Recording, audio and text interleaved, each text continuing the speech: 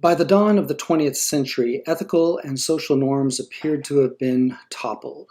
Previously held assumptions about the self, the community, the world, and the divine were cast into doubt. All of this was the result of the rapid pace of social and technological change, the mass dislocation of populations by war, empire, and economic migration, and the mixing in close quarters of cultures and classes in rapidly expanding cities.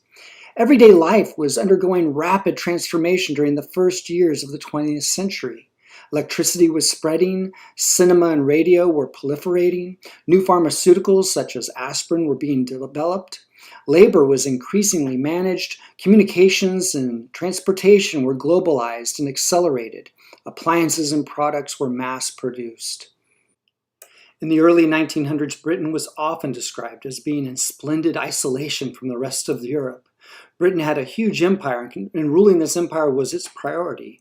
The highest priority for Britain was protecting the trade routes between Britain and India. However, when Kaiser Wilhelm II took control of Germany, he was anxious for Germany to be a great power. He felt that Russia to the east and France to the west were encircling Germany, and as a result, he built up his armed forces. France and Russia feared Germany and did the same. British policy in Europe intended that no country in Europe should become completely dominant. But by 1907, it was becoming clear to Britain that their greatest potential threat was going to be Germany. The strong economy, large population, and powerful armed forces of Germany seemed to be capable of dominating Europe. As a result, Britain began to support Russia and France. Nonetheless, Britain was not committed to going to war, and Germany hoped that Britain would stay out of the war altogether. However, the Germans knew that Britain had promised to defend Belgium under the Treaty of London of 1839. The Germans wanted the British government to ignore the Treaty of London and let the German army pass through Belgium.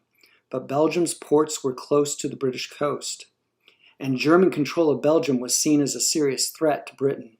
In the end, Britain refused to ignore Germany's attack on France through Belgium on August 4, 1914. Within hours, Britain declared war on Germany.